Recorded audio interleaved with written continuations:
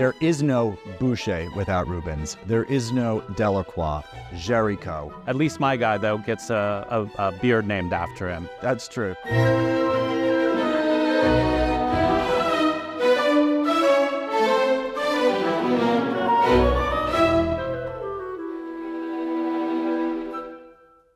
We today have a rare opportunity to have a kind of face-off between the two great figures of the 17th century, the painters Sir Peter Paul Rubens and Sir Anthony van Dyke.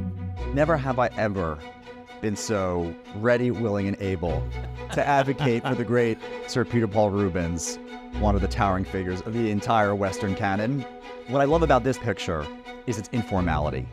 Rubens is able to give paintings life and to give them energy and spontaneity and warmth and violence, all of the things that really embody the Baroque, which is what Rubens invented in the North. Van Dyke is one of the great painters of all time. He was, like Mozart, a prodigy as a young man. I think he probably upset our friend Rubens when he was in his studio for being a teenager and to paint almost as well as Rubens. What I love about this picture by Van Dyke is it exemplifies the kind of self-confidence of an artist. He's showing to the world how important and how capable and how equal he is to any of his sitters. Let's talk a little bit about technique. Chris, have you ever heard of the phrase Rubenesque? Rubenesque is a term, a phrase that we often use when looking at Rubens' paintings to indicate fleshiness. The phrase is often used with images of his women being voluptuous. Rubens is a master of flesh, his ability to show skin, blood, the human form. And all of that is exemplified in this work, where you have the artist himself looking ruddy and red in the cheeks with tasseled hair. The way he applies paint here is fluid. It's loose.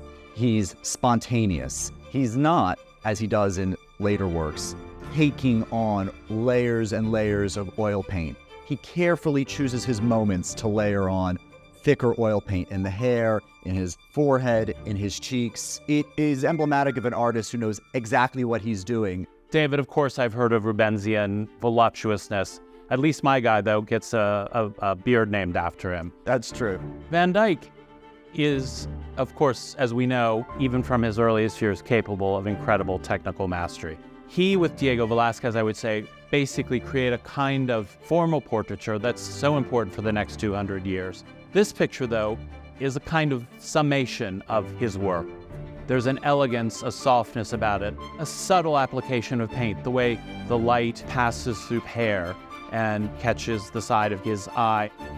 I always think of Rubens as much more tied to the classical tradition, to Michelangelo as well, where certainly Van Dyke's synthesizing all of those things, but he's creating something different. And really, in later generations, especially in England, it's Van Dyke that painters like Reynolds and Gainsborough are looking to, aren't they? Exactly. That's my argument to make, though, David, not yours.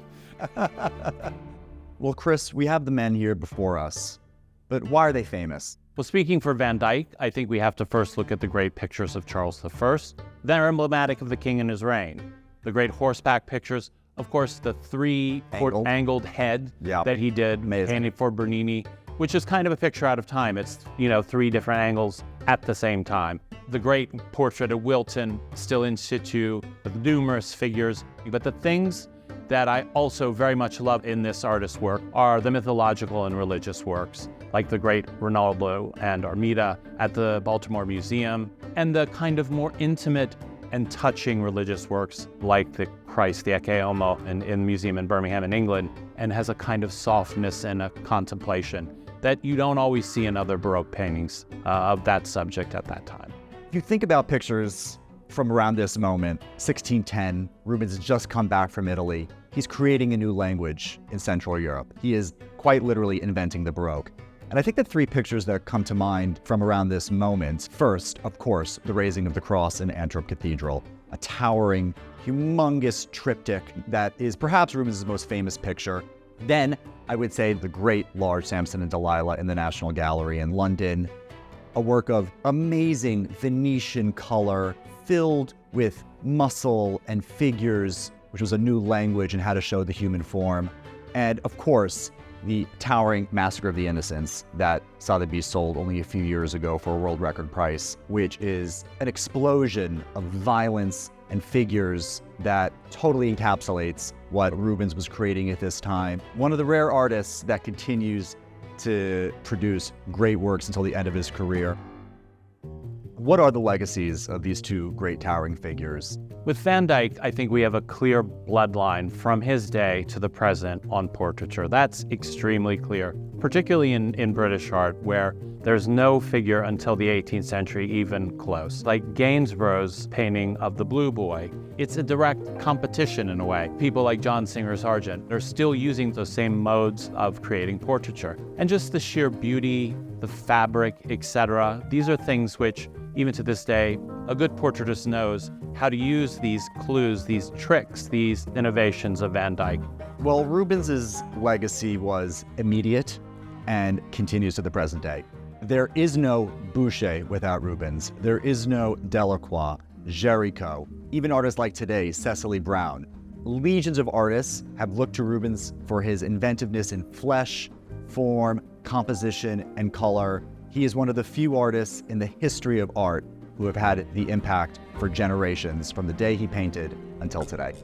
Yeah, so I think we're not going to move the needle here one way or the other. We're not going to make a decision who's a better. And I'm fine with that. Let's hope someday we get another chance to talk about Rubens and Van Dyke, and maybe we can make the decision. Who knows?